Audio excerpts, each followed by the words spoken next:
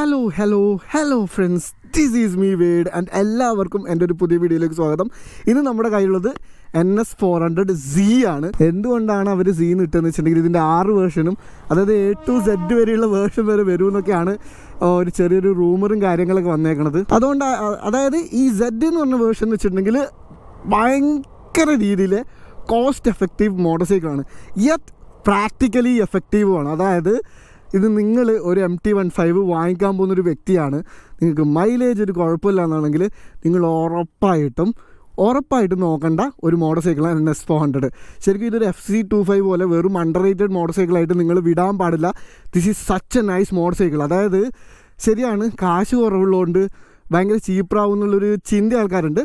Just compare to Dominar ആയാലും 390 ആയാലും ഇത് ടോപ്പ് ഓഫ് ദ ലൈൻ പ്രൊഡക്ട്സും കാര്യങ്ങളൊന്നും യൂസ് ചെയ്തേക്കണത്. പക്ഷേ യൂസ് ചെയ്തേക്കണ എല്ലാം നല്ല രീതിയിൽ പ്രാക്ടിക്കലായിട്ട് അവർ വെച്ചിട്ടുണ്ട്. അതായത് കോസ്റ്റ് എഫക്റ്റീവാണ്, പക്ഷേ ആ കോസ്റ്റ് എഫക്റ്റീവിനെ കൊണ്ട് വലിയ രീതിയിൽ പ്രാക്ടിക്കൽ ഇഷ്യൂസോ കാര്യങ്ങളോ ഒന്നുമില്ല. But this is A better motor cycle. നിങ്ങളൊരു NS200 ഉപയോഗിച്ച ഒരാളാണെങ്കിൽ ഇത് എടുത്തിട്ടുണ്ടെങ്കിൽ നിങ്ങൾ കുറച്ചുകൂടി ഹാപ്പി ആവും. അതായത് എല്ലാ സാധനങ്ങളും കൊടുത്തിട്ടുണ്ട്. ഇലക്ട്രോണിക്സിൻ്റെ കാര്യമായാലും പാർട്സിൻ്റെ കാര്യത്തിൽ ചെറിയ രീതിയിൽ വിട്ടുവീഴ്ച, ലൈക്ക് ഈ ഒരു ബോക്സ് വിങ്ങാം, ഈ ഒരു അലൂമിനിയം സിങ്ങാമ കൊടുക്കാണ്ട് നമ്മുടെ ട്രഡീഷണൽ ബോക്സ് സിങ്ങാമാണ് കൊടുത്തത്. ഇതിൻ്റെ 30 mm വിട്ട് കൂട്ടിയിട്ടുണ്ട്. അതായത് കുറച്ചുകൂടി ഒന്ന് ഇത് താങ്ങാൻ വേണ്ടിയിട്ട്, കുറച്ചുകൂടി ഒന്ന് സ്ട്രെങ്ത് ചെയ്യാനും ഇത് മൊത്തത്തിൽ താങ്ങാൻ വേണ്ടിയിട്ട് ഒരു 30 mm വിട്ട് കൊടുത്തിട്ടുണ്ട്. അത് ചിലപ്പോൾ അലൂമിനിയം ആക്കിയിട്ട് കുറച്ചുകൂടി അൺസ്പ്രങ് മാസ് കുറക്കാമായിരുന്നു.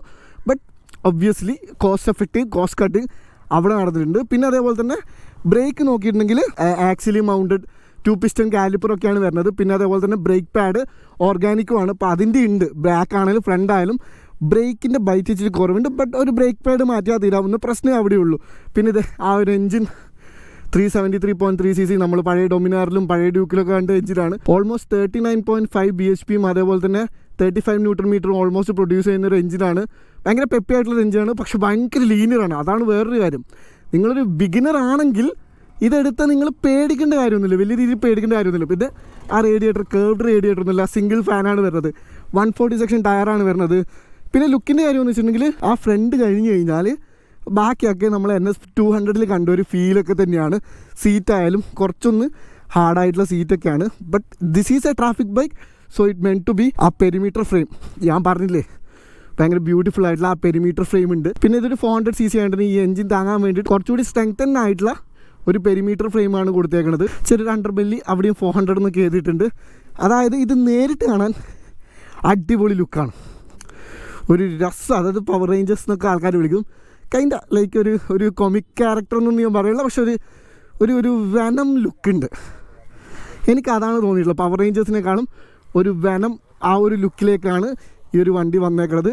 എനിവേസ് നമുക്ക് കയറിയിരുന്ന് സംസാരിക്കാം. എർഗണോമിക്സ് ആയാലും ഇപ്പോൾ എനിക്ക് എൻ്റെ ഹൈറ്റ് 165 cm ആണ്, കുഴപ്പമില്ല, വലിയ രീതിയിൽ വെയിറ്റ് ഇല്ല. പിന്നെ പഴയ NS200 എനിക്ക് തോന്നിയ കാര്യം ഫ്രണ്ടിൽ ഒരുപാട് വെയിറ്റ് ഉണ്ടായിരുന്നു, ഇതിന് അത്രയും വെയിറ്റ് ഇല്ല. ഇത് easy to handle motorcycle കേട്ടോ. ഓടിക്കുമ്പോൾ പറഞ്ഞുതരാം.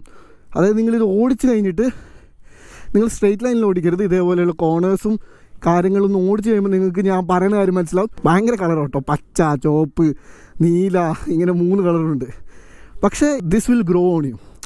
നിങ്ങൾ ഓടിക്കുന്നതിന് ഇത് ഗ്രോ ആയി വരും. പിന്നെ ഇതുണ്ടല്ലേ, റൈഡ് ബൈ വയറാണ്. അതുകൊണ്ട് തന്നെ എന്ന് വെച്ചിട്ടുണ്ടെങ്കിൽ ഒരു ലീനിയാരിറ്റി ഉണ്ട്. ചുമ്മാ ഓപ്പൺ ചെയ്താലും ഇലക്ട്രോണിക്കലി കൺട്രോൾഡ് ത്രോട്ടിൽ ബോഡിയാണ്. അപ്പോൾ ബട്ടർഫ്ലൈ വാൾവൊക്കെ നൈസായിട്ടൊക്കെ തുറന്നു വരുള്ളൂ. അപ്പോൾ ഒരു ലീനിയർ കേർവാണ്. ഇപ്പോൾ റൈഡ് മോഡിൽ നിങ്ങൾ സ്പോർട്ട്, റോഡ്, റെയിനും ഓഫ് റോഡ് ഉണ്ട്. ഇല്ല, ഓഫ് റോഡിലും അതേപോലെ തന്നെ സ്പോർട്ടിലും നിങ്ങൾക്ക് ട്രാക്ഷൻ കൺട്രോൾ ഓഫ് ചെയ്യാൻ പറ്റും. റെയിനും റോഡുമാണ് വേറൊരു ഇത്. ഈ റെയിനിൽ ഇട്ട് കഴിഞ്ഞാൽ നല്ല രീതിയിൽ പവർ ഓറിട്ടത് കുറച്ചുകൂടി ലീനിയർ ആവും. അപ്പോൾ നിങ്ങളൊരു ബിഗിനറൊക്കെ ആണെങ്കിൽ നിങ്ങൾ കുറച്ച് കാലം റെയിനിലിട്ട് ഓടിച്ചിട്ട് മേലോട്ട് കയറിയാൽ മതി. അതായത് IMU ബേസ്ഡ് ട്രാക്ഷൻ കൺട്രോൾ എന്നല്ല, സിമ്പിളായിട്ടുള്ള സാധനമാണ്. ബ്ലൂടൂത്ത് കണക്ടിവിറ്റി ഉണ്ട്, എല്ലാ സാധനങ്ങളും ഉണ്ട്. പിന്നെ ഈ സാധനം കണ്ട് വരുമ്പോൾ ഇതിൻ്റെ കളർ നിങ്ങൾക്ക് ഇഷ്ടപ്പെടും. ആദ്യം കാണുമ്പോൾ ഭയങ്കര ഷോക്കായിട്ട് തോന്നും, പക്ഷേ this will grow on you. പിന്നെ അതേപോലെ തന്നെ ഒരു ടൈപ്പ് എ ചാർജർ കൊടുത്തിട്ടുണ്ട്, വിച്ച് ഈസ് നൈസ്. നിങ്ങളൊരു ഹോൾഡർ മാത്രം വെച്ചാൽ മതി. പിന്നെ അതേപോലെ തന്നെ സ്വിച്ച് ഗിയേഴ്സിൽ നോക്കുവാണെങ്കിൽ ഡിമ്മ്, ബ്രൈറ്റ്, പാസ്, ഇവിടെ ഒരു നാവിഗേഷൻ സ്വിച്ചും കാര്യങ്ങളൊക്കെ ഉണ്ട്. ഇൻഡിക്കേറ്ററിൻ്റെ ഹോൺ ഉണ്ട്, ഒരു ഹസാർഡ് ലാമ്പ് ഉണ്ട്, ഇൻ്റഗ്രേറ്റഡ് കിൽ സ്വിച്ച് കേട്ടോ. ഞാനെപ്പോഴും ഇത് വെച്ചിട്ട് ഇവിടെ അങ്ങ് ഞെക്കുക. അതായത് ഇതിൽ തന്നെയാണ് കിൽ സ്വിച്ച് വരുന്നത്. അപ്പോൾ ഞാൻ ഡിസ്പ്ലേയിൽ വരുന്ന കാര്യങ്ങൾ പറഞ്ഞുതരാം. ഇവിടെ ഗിയർ പോസ്റ്റ് ഇൻഡിക്കേറ്റർ ഉണ്ട്. ഇതെല്ലാം ചെറുതാണ് കേട്ടോ. ഇത്ര വലിയ ഡിസ്പ്ലേ ആണെങ്കിൽ അതിൻ്റെ ഉള്ളിൽ കുറച്ചുകൂടി ചെറിയൊരു ഡിസ്പ്ലേ ആണ്. ഇവിടെ ഓടും ഉണ്ട്, ഇവിടെ സ്പീഡ് കാണിക്കും, പിന്നെ അതേപോലെ തന്നെ ടൈം കാണിക്കും, പിന്നെ ഫ്യുവൽ റേഞ്ച് ഇവിടെയാണ് കാണിക്കുന്നത്, പിന്നെ ട്രിപ്പ് എ, പിന്നെ അതേപോലെ ട്രിപ്പ് എയുടെ അവറേജ് സ്പീഡ്, അവറേജ് എന്താ പറയണ്ട മൈലേജ്, പിന്നെ ട്രിപ്പ് എത്ര കിലോമീറ്റർ ഓടി അതാണ്. പിന്നെ സെറ്റ് എടുത്ത് കഴിഞ്ഞിട്ടുണ്ടെങ്കിൽ മെയിൻ മെനുവിലേക്ക് പോകും. അതിലാണ് വെഹിക്കിൾ ഇൻഫോയിൽ റൈഡ് മോഡ്സ്, MTC, പിന്നെ അതിൽ തന്നെ ഒരു ട്രിപ്പ് ഉണ്ട്. അതെടുത്ത് കഴിഞ്ഞാൽ ട്രിപ്പ് എ, ട്രിപ്പ് ബിയുടെ ഇതുണ്ട്, പിന്നെ ബൈക്ക് ഇൻഫോ ഉണ്ട്, ബാറ്ററി 60 കിലോമീറ്റർ ആണെന്ന് തോന്നുന്നു, ഡിസ്റ്റൻറ്റ് ടു എം ടി ഉണ്ട്. പിന്നെ സർവീസ് എടുത്തു കഴിഞ്ഞാൽ ഡിസ്റ്റൻറ്റ് ടു സർവീസ് 440 കിലോമീറ്റർ പറഞ്ഞിട്ടുണ്ട്. ആ സാധനങ്ങളൊക്കെ ഉണ്ട്. പിന്നെ അതേപോലെ തന്നെ വേറെ എന്താ ലാപ്പ് ടൈമർ വന്നിട്ടുണ്ട്. സെറ്റിങ്സിൽ ഈ ഡേറ്റും ക്ലോക്കും ബ്രൈറ്റ്നസ്സും കാര്യങ്ങളൊക്കെ മാറ്റുന്ന സാധനങ്ങളൊക്കെ ഉണ്ട്. അപ്പോൾ അതൊക്കെയാണ് കാര്യങ്ങൾ. എനിക്ക് seriously I love this motorcycle. And ഇനി നമുക്ക് കുറച്ചുകൂടി ഓടിച്ചുകൊണ്ട് കാര്യങ്ങൾ പറയാം. So let's go. അപ്പോൾ അതെ നമ്മൾ വണ്ടി പുറത്തേക്ക് ഇറക്കിയേക്കുണ്ട്. അപ്പോൾ first of all thanks to KVR Bajaj.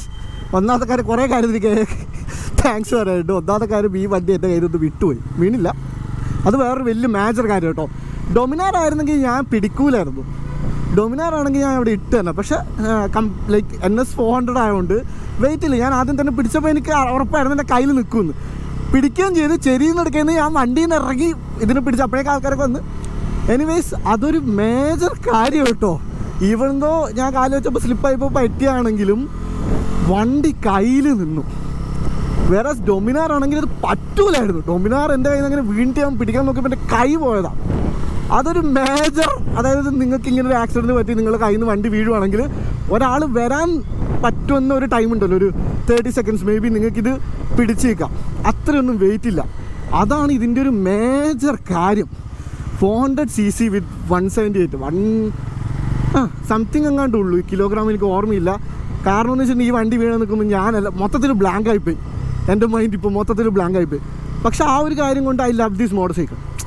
Even നമ്മൾ റിവ്യൂവിന് പോകുമ്പം ക്രാഷ് ടെസ്റ്റ് ഒന്നും നടത്താറില്ല. പക്ഷേ ഏതായാലും ഈ ഒരു ടെസ്റ്റ് നല്ലൊരു ടെസ്റ്റായിരുന്നു. അത് വീഴുന്നിടയ്ക്ക് വണ്ടി തിരിച്ചു പിടിച്ച്, വീഴാണ്ട് വണ്ടി തിരിച്ചു പിടിച്ച്. That's a nice thing.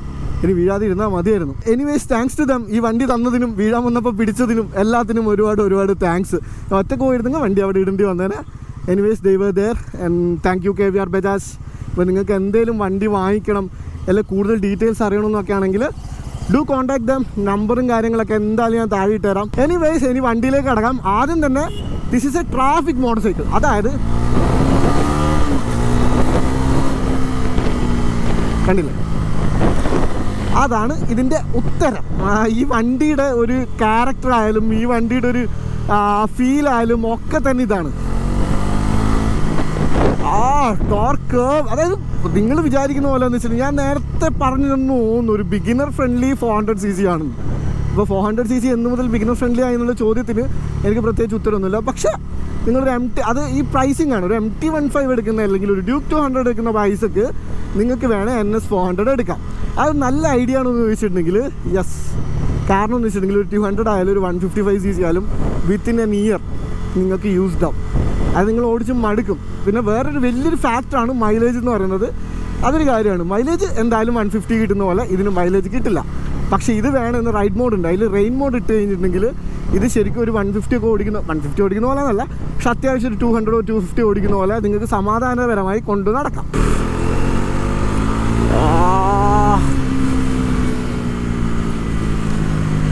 വേറെ മൈലേജിൻ്റെ കാര്യം വരുമ്പോൾ നിങ്ങൾക്ക് ആ ഒരു കൺഫ്യൂഷൻ ഉണ്ടാവും. പറ്റില്ല. അത് ഒരു 25 to 28 ഒക്കെയാണ് കിട്ടുന്നത്. 30 ഒക്കെ കിട്ടും മര്യാദയ്ക്ക് ഹൈവേയിലും കാര്യങ്ങളും ക്രൂസ് ചെയ്യുമ്പോൾ.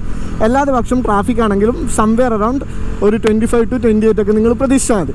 അപ്പോൾ നിങ്ങൾ ആ ഒരു മൈലേജിൻ്റെ സീനില്ല. അതായത് മൈലേജ് എനിക്കൊരു പ്രശ്നമല്ല എന്നാണെങ്കിൽ ഗോ ഗെറ്റ് ദിസ്. അതാണ് ഞാൻ പറഞ്ഞത്. നിങ്ങൾക്ക് മൈലേജ് ഒരു കുഴപ്പമില്ല. അപ്പോൾ സ്കൂൾ അല്ലെങ്കിൽ കോളേജിൽ പോകാൻ നിങ്ങൾ വണ്ടി എടുത്ത് വലിയ ഒരു 5-6 കിലോമീറ്റർ ഉള്ളൂ എന്നാണെങ്കിൽ this is a fun motorcycle man. You gonna love it. അത് മാത്രമല്ല ഹാൻഡ്ലിംഗ് ഉണ്ടല്ലോ, it's good, it's really good. ഒന്നുകൂടി നമുക്ക് ടോട്ടൽ കൊടുത്തേക്കാം.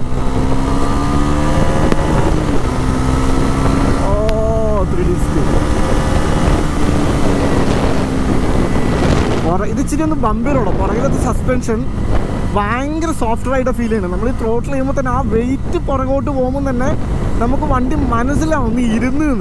അതനുസരിച്ച് നമ്മൾ ഹയർ സ്പീഡ് കയറുന്നതന്നെ ഒരു സ്റ്റെബിലിറ്റിയുടെ ഒരു കുഴപ്പമുണ്ട്. പ്ലസ് ടയേഴ്സ് ഭയങ്കര ഷോക്കാണ് കേട്ടോ. ടയേഴ്സ് ഈ വണ്ടിയായിട്ടൊരു നീതി പോലെ തന്നെ. ഒബ്വിയസ്ലി ഞാൻ പറഞ്ഞില്ലേ, ഇത് കോസ്റ്റ് എഫക്റ്റീവ് ഫോർമുലയാണ്. അതായത് നിങ്ങൾക്കൊരു ബെയർ ബോൺ ബൈക്ക് തരും. അതായത് ഈ ഒരു ബൈക്ക് വന്നിട്ട് ഈ വണ്ടിക്ക് ഇത്രയൊക്കെ പരിപാടികളൊക്കെ ഉണ്ട്, ഇതൊക്കെയാണ്. പക്ഷേ നിങ്ങൾ അതിൽ കുറച്ചൊന്ന് പണിത് കഴിഞ്ഞിട്ടുണ്ടെങ്കിൽ you will have A good motor cycle.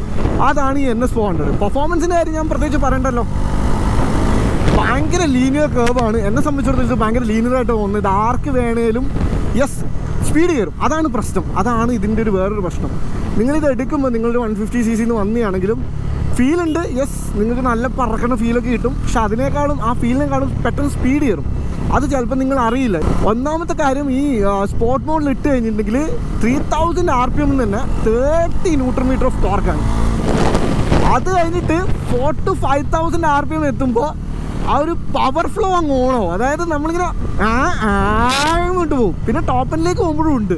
അതായത് ഒരു VV ഉള്ളൊരു സിസ്റ്റം പോലെ കേട്ടോ. ഇത് VV ഒന്നും ഇല്ല, പക്ഷേ കോണേഴ്സ് സിസ്റ്റം കൈയൊക്കെ കൊടുക്കുമ്പോൾ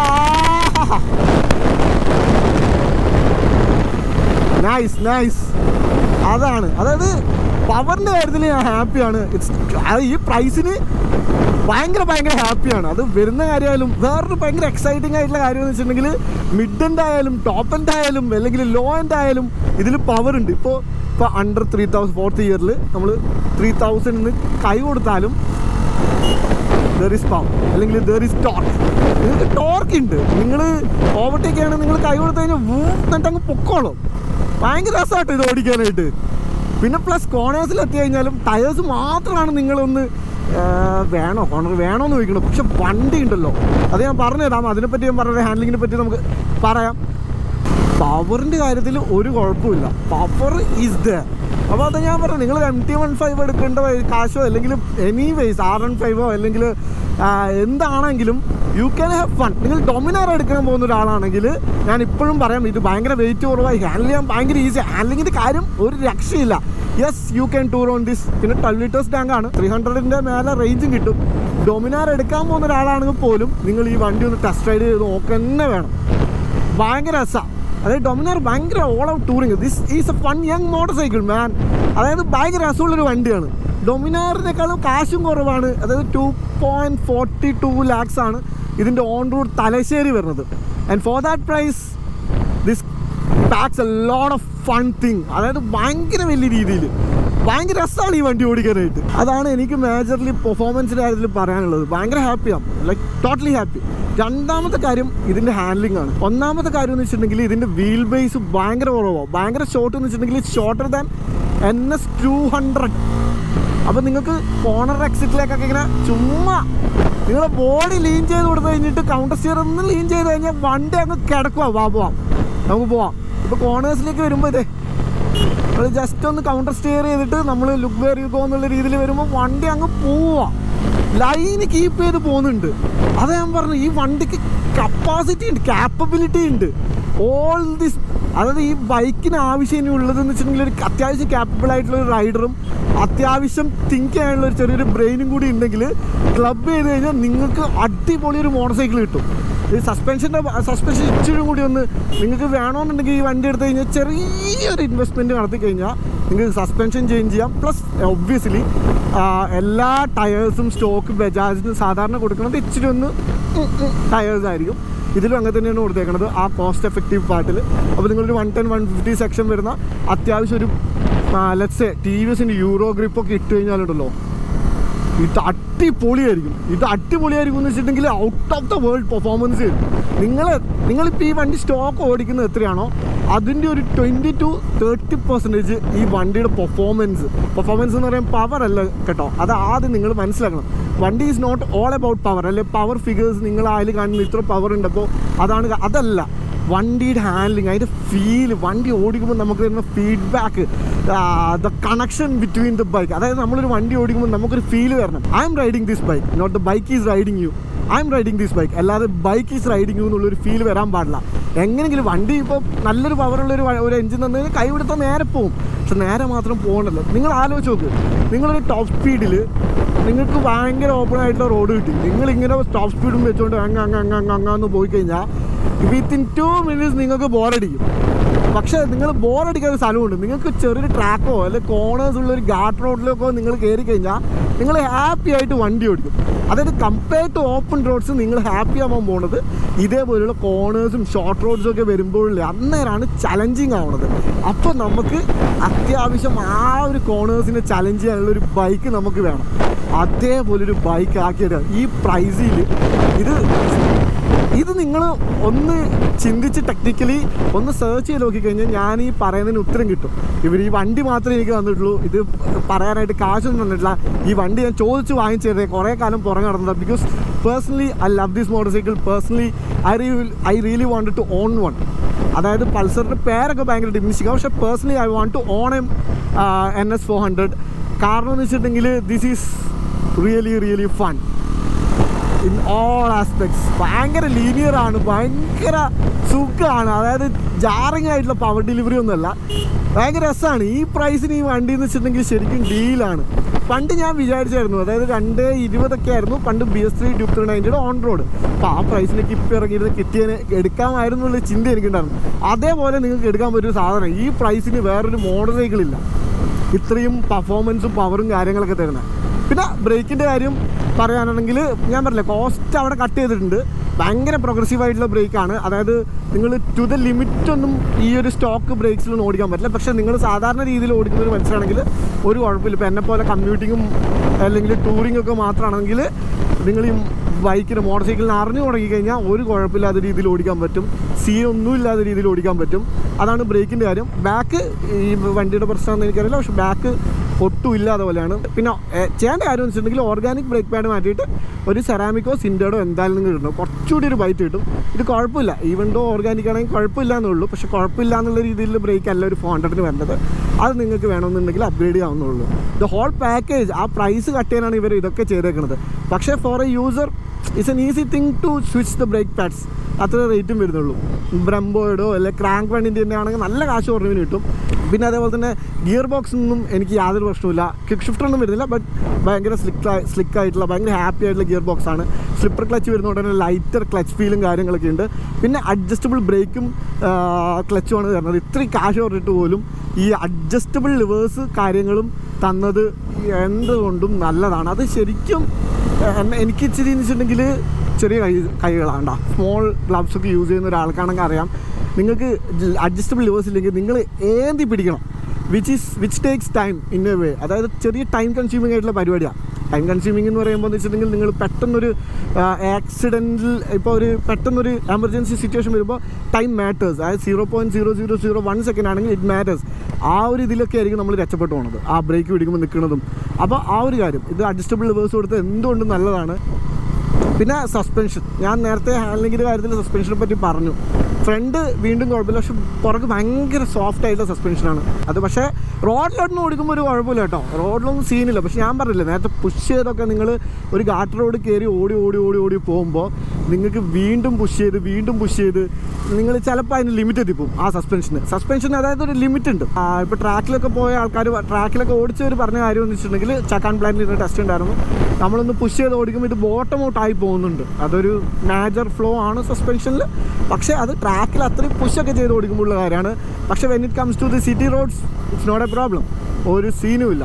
പക്ഷേ കോർണേഴ്സ് എടുക്കുമ്പോൾ നിങ്ങൾക്ക് ആ അല്ലെങ്കിൽ നിങ്ങൾ സാധാരണ ലീൻ ചെയ്യുന്ന ഒരാളാണെങ്കിൽ നിങ്ങൾക്ക് മനസ്സിലാവും പുറകെ ചെറിയ രീതിയിൽ അടിക്കുന്നുണ്ട്. നിങ്ങളതൊന്ന് സൂക്ഷിച്ച് ശ്രദ്ധിച്ചാൽ നിങ്ങൾക്ക് മനസ്സിലാവും. പക്ഷെ അതൊരു മോശമായിട്ടുള്ളൊരു കാര്യമല്ല. അതായത് എന്ന് വെച്ചിട്ടുണ്ടെങ്കിൽ നിങ്ങൾ മനസ്സിലാക്കുകയാണ്, നിങ്ങളൊരു ലിമിറ്റിലാണ് ഓടിക്കണമെന്ന് വണ്ടി മനസ്സിലാക്കി തരുന്നത്, കമ്മ്യൂണിക്കേറ്റ് ചെയ്യാണ്. അത് നിങ്ങൾ മനസ്സിലാക്കിയിട്ട് okay this is my limit എന്ന് അറിഞ്ഞു വെച്ച് കഴിഞ്ഞിട്ടുണ്ടെങ്കിൽ ഒരു കുഴപ്പമില്ല. പിന്നെ ഒബ്വിയസ്ലി ടയേഴ്സിനെ പറ്റിയൊന്നും ഞാൻ എടുത്ത് പറയേണ്ട കാര്യമില്ലല്ലോ. ഞാനൊരു 10 തവണ പറഞ്ഞു ഈ ടയേഴ്സ് മാറ്റിയിട്ട് നല്ല ടയേഴ്സ് ഇടാനായിട്ട്. കുഴപ്പമില്ല, ഈ ടയേഴ്സ് വെച്ച് നിങ്ങൾ തീരുന്നവരെ നിങ്ങൾ വണ്ടീനെ അറിഞ്ഞ് ഓടിക്കുക. അതായത് എങ്ങനെയാണ് വണ്ടി ബിഹേവ് ചെയ്യണത്, എന്തൊക്കെയാണെന്ന്. അത് കഴിഞ്ഞിട്ട് നിങ്ങൾ ടയർ മാറ്റുമ്പോൾ നിങ്ങൾക്ക് ആ ഒരു ഒബ്വിയസ് ചേഞ്ചസ് മനസ്സിലാവും. എത്രത്തോളം ചേഞ്ച് വന്നിട്ട് ഞാൻ പറഞ്ഞതിൻ്റെ അർത്ഥം എന്താണെന്ന് നിങ്ങൾക്ക് മനസ്സിലാവും. അതിപ്പോൾ നിങ്ങൾ അറ്റ്ലീസ്റ്റ് ഒരു നിങ്ങൾക്ക് കാശ് പറഞ്ഞൊരു നല്ല ടയർ എന്ന് പറഞ്ഞാൽ 7,000 വരും. അതിലൂടെ ഒരു 3,000 ഇട്ടാൽ തന്നെ നിങ്ങൾക്ക് നല്ല ടയേഴ്സ് കിട്ടും. പിന്നെ അതേപോലെ തന്നെ അത്യാവശ്യം ട്രാഫിക്കിൽ ഓടിച്ചിട്ട് ഹീറ്റിങ്ങിൻ്റെ ഇഷ്യൂ ഒന്നും എനിക്ക് തോന്നിയില്ല, വലിയ രീതിയിൽ ഇഷ്യൂ. അതൊരു കാര്യം കേട്ടോ. ഡൊമിനാറൊക്കെ ആയിരുന്നെങ്കിൽ ഈ ടൈം പതഞ്ഞേനെ. പക്ഷെ അന്ന് ഞാൻ ഒരു പൂനെയിൽ നിന്ന് കുറച്ച് ഓടിച്ചപ്പോഴും ഇപ്പോഴാണേലും അങ്ങനെ ഹീറ്റിങ്ങിൻ്റെ ഒരു അതിപ്രസരമൊന്നും എനിക്ക് തോന്നുന്നില്ല. അതായത് ഭയങ്കര ഹീറ്റിംഗ് ഉള്ളതൊന്നും തോന്നുന്നില്ല. പിന്നെ ഒബ്വിയസ്ലി ആ ഒരു ഡൊമിനാർ വെക്കുന്ന കാരണം ഇത് നല്ലതാണോ എന്നുള്ള ചോദ്യം അല്ലെങ്കിൽ ഉത്തരം ഞാൻ പറഞ്ഞായിരുന്നു. യെസ്, എനിക്ക് അങ്ങനെയാണ് തോന്നുന്നത്. പക്ഷേ ഡൊമിനാർ ഈസ് ഡൊമിനാർ. അത് സ്റ്റെബിലിറ്റി ഒക്കെ നിങ്ങൾ ഹൈ സ്പീഡ് ഹൈപ്പർ ടൂറൊക്കെ ചെയ്യുകയാണെങ്കിൽ നിങ്ങൾ, പക്ഷേ അതായാലും ഇതിൻ്റെ ഒരു കംഫർട്ടബിൾ ക്രൂസിങ് സ്പീഡൊക്കെ സെയിമാണ്. നിങ്ങൾ നല്ലൊരു ആരും കൂടി ഇട്ട് കഴിഞ്ഞിട്ടുണ്ടെങ്കിൽ ആ ഒരു കംഫർട്ടബിൾ ക്രൂസിങ് സ്പീഡിൽ അത്യാവശ്യം നല്ല സ്റ്റെബിലിറ്റി ഉണ്ടാവും. യെസ്, ഇത് 170 ഒക്കെ കയറും. പക്ഷേ എൻ്റെ ഒരു അഭിപ്രായത്തിൽ നിങ്ങൾ കയറ്റാൻ നിൽക്കരുത്. ഞാൻ പറഞ്ഞില്ല, ഭയങ്കര വീൽ ബേസ് ഒക്കെ ഷോർട്ടായിട്ടുള്ളൊരു വണ്ടി. അപ്പോൾ നിങ്ങൾ ആ ഒരു ഹൈ സ്പീഡിലൊക്കെ പോയിട്ട് നിങ്ങൾ പെട്ടെന്ന് ബ്രേക്കോ അല്ലെങ്കിൽ കോർണറൊക്കെ വരുമ്പോൾ നിങ്ങൾ കോർണർ പ്ലസ് ഈ സസ്പെൻഷൻ വെച്ച് കോർണറൊക്കെ ചെയ്യേണ്ടി വന്നു കഴിഞ്ഞിട്ടുണ്ടെങ്കിൽ വണ്ടി ഭയങ്കര അൺസ്റ്റേബിൾ ആവും. ട്രാക്കിലാണെങ്കിൽ കുഴപ്പമില്ല, നമുക്ക് ഒരു റൺ ഓഫ് കയറ്റിയിട്ട് നമ്മൾ സേഫ് ആവും, നമ്മൾ ഫുൾ ഷൂട്ടിലായിരിക്കും. റോഡിൽ അതേപോലെ ആയിരിക്കില്ല. പിന്നെ നമ്മൾ ഇവിടുത്തെ റോഡിലൊന്നും 171 ഒക്കെ കയറ്റാനുള്ള റോഡും ഇല്ല. ബട്ട് എനിവേസ് എനിക്ക് പറയാനുള്ള കാര്യം അതാണ്. ഡൊമിനാറും അങ്ങനെ വലിയ കാണിക്കാൻ പറ്റും. It all depends on the rider. But എനിക്ക് പറയാനുള്ള കാര്യം അത്ര സ്റ്റെബിലിറ്റി ഉണ്ടാവില്ല ഹൈ സ്പീഡിൽ. ബാക്കിയെല്ലാം ദിസ് വിൽ ഡു. ഡൊമിനാറിനേക്കാളും ബെറ്റർ ആയിട്ട് ഇതിന് ചെയ്യാൻ പറ്റും. മൈലേജ് ആയാലും ആക്സിലേഷൻ്റെ കാര്യമായാലും റൈറ്റ് ഫീൽഡ് കാര്യമായാലും പിന്നെ ലഗേജ് ക്യാരിങ് കപ്പാസിറ്റി. ഡൊമിനാർ ഒരു ഓൾ ഔട്ട് ടൂറാണ്. ഇത് അത്രയും ഒരു ഓൾ ഔട്ട് ടൂറർ എന്നൊന്നും പറയാൻ പറ്റില്ല. പക്ഷേ you can make it N all out tourer. ഒരു വിൻസ്ക്രീനോ എല്ലാ കാര്യങ്ങളും വെച്ച് കഴിഞ്ഞാൽ സെറ്റായിരിക്കും. അപ്പോൾ അത്രയൊക്കെ തന്നെ ഉള്ളൂ കാര്യങ്ങൾ. ഇനി നിങ്ങൾക്ക് എന്തെങ്കിലും ഡൗട്ടോ എന്തെങ്കിലും അറിയണമെന്നൊക്കെ ഉണ്ടെങ്കിൽ do message me on Instagram. ഞാൻ താഴെ ഇൻസ്റ്റഗ്രാം ഹാൻഡിലും കാര്യങ്ങളൊക്കെ ഇടാം. അല്ലെങ്കിൽ താഴെ കമൻറ്റ് ഇട്ടാലും മതി. പിന്നെ obviously checkout KVR Bajaj once again. അവരുടെ നമ്പറും കാര്യങ്ങളൊക്കെ താഴെ കൊടുത്തിട്ടുണ്ട്. And this is me wait saying. വീണ്ടും കാണാൻ വന്നിരിക്കാം. Till then bye by.